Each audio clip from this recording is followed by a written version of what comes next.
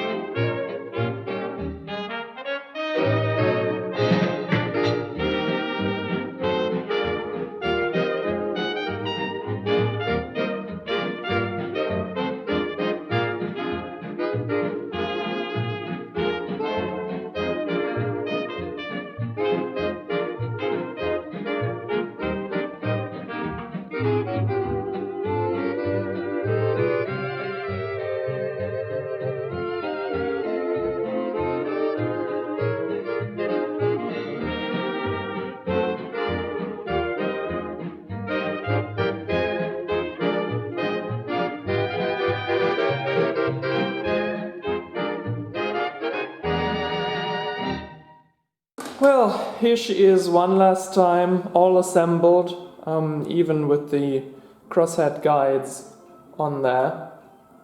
So now she's complete and we can take her all apart again to, as I said, get everything nickel plated. I noticed upon putting these tubes in here that the soldering inserts don't quite hold in the cylinder or the valve block, so we'll have to solder these in place when I have the unit off here. And what I'm also going to do is take one cylinder off, then put some glue underneath the pedestal that it sits on and assemble it back on. See that it's moving freely still, and that way I hope that I can keep my alignment as good as possible. We'll keep both these blocks glued to the main plate. We'll put the bearing blocks glued to the main plate, and also the water pump pedestal and the governor holder. So it hopefully should assemble right back together the way it is now.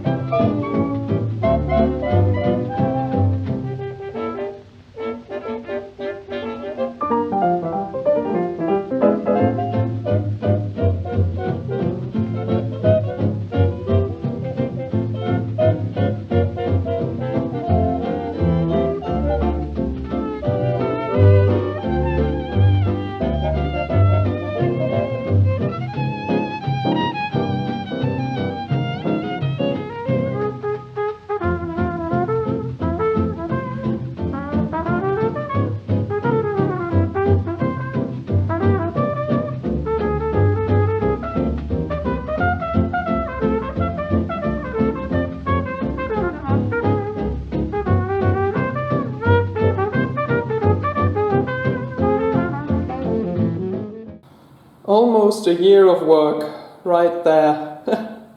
Well, these up here are not going to get nickel plated because, like the valve rods here for example, they serve a purpose where the outside diameter mustn't be changing.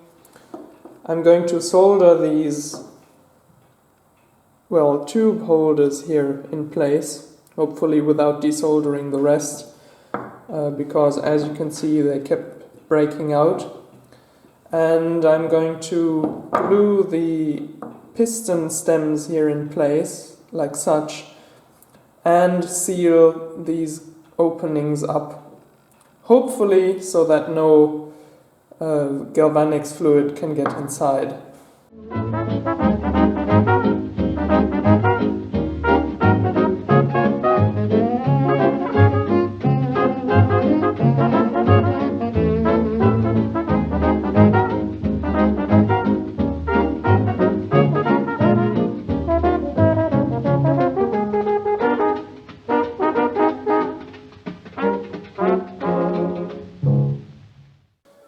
Well, after all this time, she fits in a box.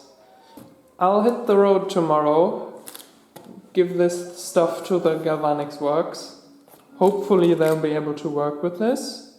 That shall conclude this video, and the next part will then be bluing the screws. Bluing in making them hot to turn them blue, not dipping them in acid to make them black. I'll paint all the bare metal parts, like the base and all the pedestals on it, the flywheel, and maybe these will already be back so that I can reassemble things. We'll see how long this takes. So yeah, I'm hoping I'll be able to put all this back together. There will be some hand filing probably and sanding required to bring these back into spec, as of course when you plate something it gets bigger, and with too close fits that's always a problem. But yeah, my hopes are high that it's not going to be too terribly much work.